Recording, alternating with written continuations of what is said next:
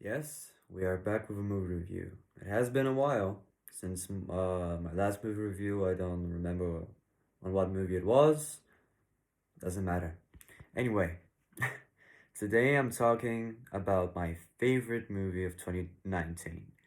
So, I'm remembering 2019 for one specific reason, not like most people think it is. Most people think I remember 2019 for the sole reason being the last year before humanity's downfall, and because of COVID-19.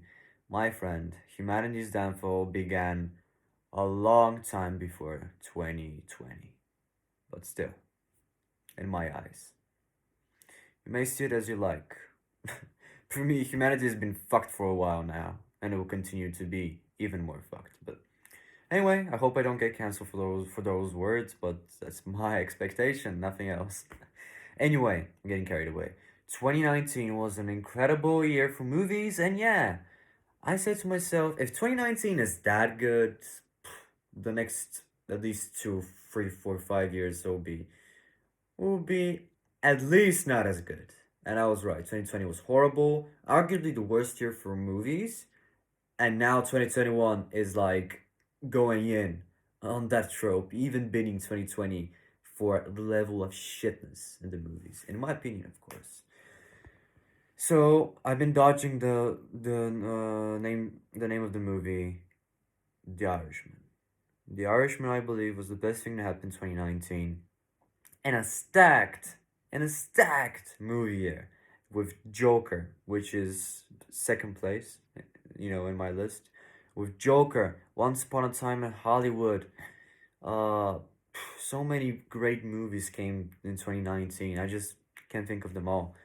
And in such a strong year, of course, The Irishman unfortunately got snubbed off the Oscars, but I'm gonna get that later on in the video. I'm gonna tell you why I love The Irishman so fucking much. And I think it's a great fucking movie. Look, I'm gonna acknowledge the criticisms to it, and all of and other things as well. But still, The Irishman is probably Martin Scorsese's last or one of his last movies. Because look, if you don't know who Martin Scorsese is, he's one of the greatest, arguably the greatest movie director of all time. He's made some amazing movies like Taxi Driver, uh, Goodfellas, fucking Goodfellas, of course, and many other incredible movies, which I can think about, but I don't know which example should be better. Oh, The Wolf of Wall Street, The Aviator. Again, he's made a lot of movies with DiCaprio, with Leo DiCaprio and Robert De Niro. That's probably his two most trademark actors. He has them in their pockets and pulls them up when he has a film idea and script ready in his head. Uh, you know, for a long time he was my favorite director and probably still is. But man, The Irishman. I watched Goodfellas. I watched Casino, and all of these are great movies. Especially Casino. I really liked Casino, and I think Casino is even better than Goodfellas in some aspects. That's just my opinion, but still. But none of those movies, impacted me as much as The Irishman. I don't know why. The Irishman just hit so hard when I watched it in 2019 for the first time in a way that I wasn't prepared for. So let me tell you, The Irishman got criticized for a lot of things, mainly for its length, which is 3 hours and 30 minutes. Yeah, for your average moviegoer, eh, it's not very good. Like, if you want to go to the fucking cinema and sit down for 3 hours and 30 minutes, you're gonna need a lot of popcorn. And that's why that's why I had such a low viewer count in the cinema because of its length. But look, these are just fucking numbers. How can I forget? Second biggest criticism. They made the actors look young. Yes. What's the big problem? I don't get it. So they're saying that CGI didn't work? They should have picked younger actors, as my dad said. That's why he didn't like the movie, because of the de-aging effect. Me personally, after all, this is my fucking review. I didn't find any problem in it.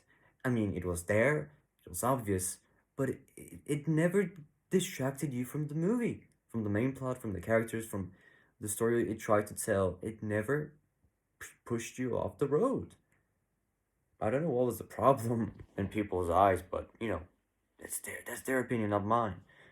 I didn't mind it. It wasn't the best. It wasn't fucking Star Wars level CGI, of course not. But it wasn't the horrible thing people describe it to be. Like they're saying, "Oh, I hated the movie. It just because of this. All the movie's flow was ruined because of the aging." No, fuck you. It wasn't ruined by this. It wasn't ruined by anything, in my opinion, of course. Still, yeah. And it's time to talk about the third elephant in the room, the Oscars. Yep. Who doesn't love the Oscars? I don't love them, and many people don't. So look, you can call the Oscars racist, anti-Semitic, sexist, whatever you like. And you may be right about some things. Who knows? I don't know. Uh, I don't know the Academy personally, but I don't. Oh, I don't even want to know them. But still, it's easy to say they snubbed off The Irishman. 11 nominations and only.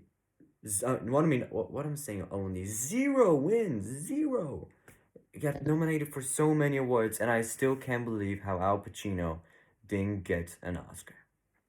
I just don't get it. He was amazing. Anyway, let me talk about the movie in general. The movie. Yeah, it's 3 hours and 30 minutes long. Okay, many people don't like the link. Many people don't have time. I understand. I have a problem finding time as well, in many things. But still, as I said, this is my review, and I see things differently from many other people. I think that 3 hours and 30 minutes was enough time to tell this story. And it was the right thing to do, in my opinion. If they did it to a miniseries, I don't think it would have the same impact as it did. Because these stories are so connected to each other. You just cannot put them in different episodes. So every minute of the Irishman you see, it's necessary for the plot, and it doesn't have much filler, to be honest, at all. For 3 hours and 30 minutes, that's a lot of time to cover, and for the most part, it didn't have any filler, and it just was true to its length and told the story fully, correctly, fully, and in the right way, as Martin Scorsese wanted it to be told. And people, of course, will be pissed because it's long. Yes, it's long. But for a man who watched Lawrence of Arabia, which is a 5 hour movie, and who watched all of the Lord of the Rings trilogy in one day, I don't think The Irishman was a big test to me, to be honest. Shit, yeah. I mean, when it comes to movie watching, I hate stopping, like pausing for a movie. Like, oh, this movie's too long. I'm gonna watch it tomorrow. You're a pussy, bitch. I'm never doing this. When I sit to watch a movie, even if it's 6 hours, even if it's seven, I don't even think of pausing it and watching it later. I just don't like it. If you're gonna watch a fucking movie, then you're gonna watch a fucking movie. If you're gonna, stop on your phone, look at Instagram, look at Facebook, take a couple of selfies, and forget about what's happening in the movie, then you're not my friend. Automatically, even if I don't know you, you're not my friend. Because when I watch a movie, I would like to see everything it offers before I can make a fucking critical point and give me my opinion. Give you my opinion. But still, The Irishman wasn't hard for me to watch. It was easy. 3 hours and 30 minutes went very quickly, to be honest, because the movie wasn't boring at all. It had so much thing going for it, so many characters, so many plot lines, all necessary to the main story, to the main character. And yeah, I believe The Irishman's length was justified. And I really, really, really, really loved it. The movie from start to finish. But still, I praised the movie in general, but let me talk in details. Let me talk about the acting. The acting is, as you expect from an all-star fucking cast, was incredible. Robert De Niro as Frank Sheeran, the main character. Al Pacino as Jimmy Hoffa. Joe Pesci as I forgot his name, Buffalino something. All of them were great. All of them were great. Everybody got at least a nomination. Apart from Robert De Niro, I don't know why. He was great in the movie, and I think he deserved a nod at least. Not the win, because the win clearly, Joaquin Phoenix deserved it for Joker, undeniably. I'll review that movie too, but still, Robert De Niro deserved at least a nomination. And how the fuck I cannot even, I cannot, I just cannot process why didn't Al Pacino win Best Supporting Actor. I just cannot. He stole every fucking scene he was in. Every single moment belonged to Al Pacino in the whole movie. From the get go, he was introduced like 1 hour has already passed in the movie. A long time ago, but it was introducing you to the characters, firstly the main ones, and then, Jimmy Hoffa's character came into the picture, and he was such a big character, such a big impact to the whole story. Everything was based around him after that 1 hour that you watched. It was basically that first hour was basically a monologue to Frank Sheeran. And afterwards was Jimmy Hoffa. He was the main character after the first hour has passed in the movie. And there are a lot, I'm talking about the timelines and shit. But yeah, that's pretty much what it was, in my opinion. As I said, Joe Pesci as well. How can I not mention him? He was amazing. Many people forget Joe Pesci is one of a kind actor. He was amazing in Goodfellas, and he deservedly won an Oscar for Goodfellas. I think if Al Pacino was nominated in the same category, I would have given it to him the same year. But I think Al Pacino deserved it. And in the end, both of them got dicked by Brad Pitt because he won for some reason by with a much less superior movie called Once Upon a Time in Hollywood, which I could review as well.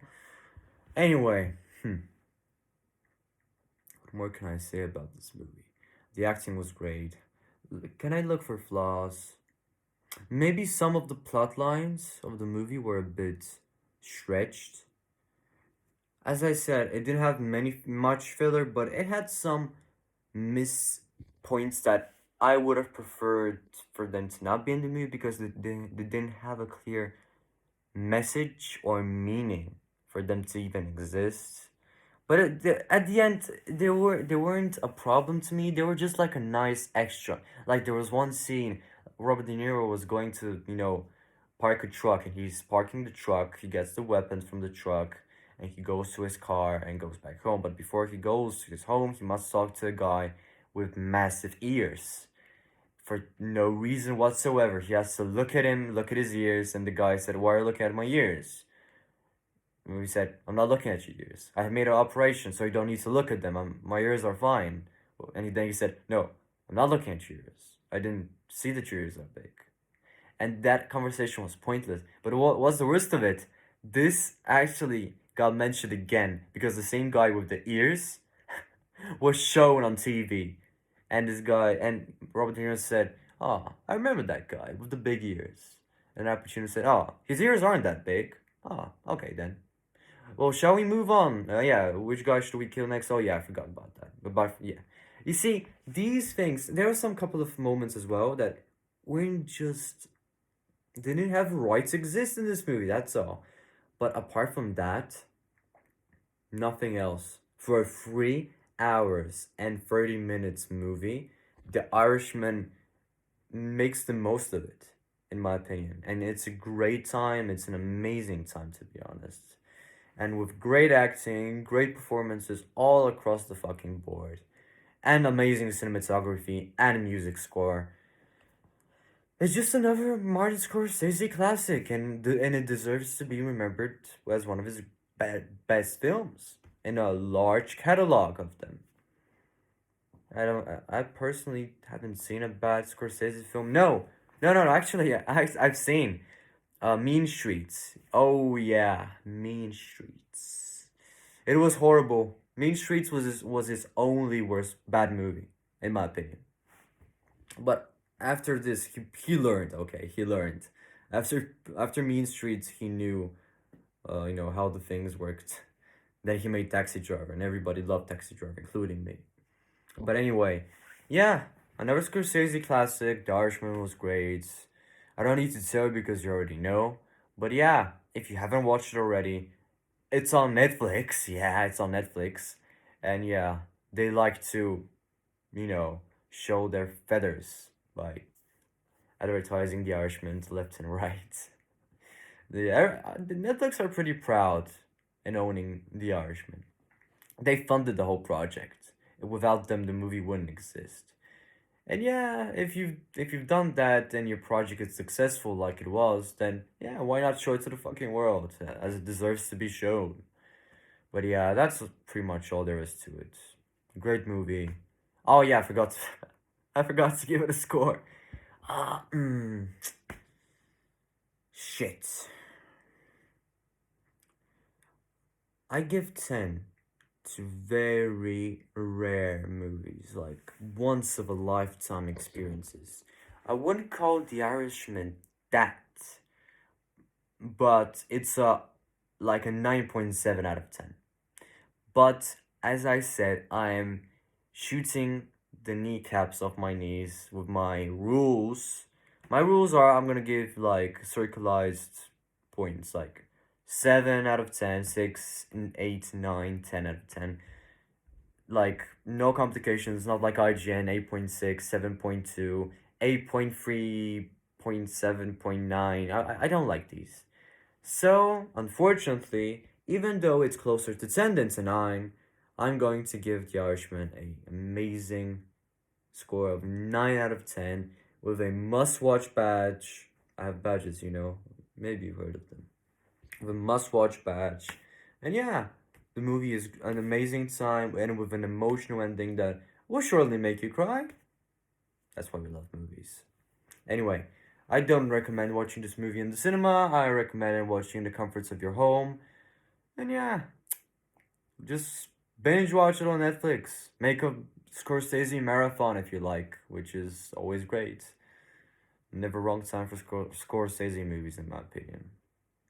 Still, I'm not a home invader to tell you what to do. Hope you enjoyed the video. Like and subscribe. And yeah, gaming videos incoming tomorrow. I'll see you soon then. Okay. See you.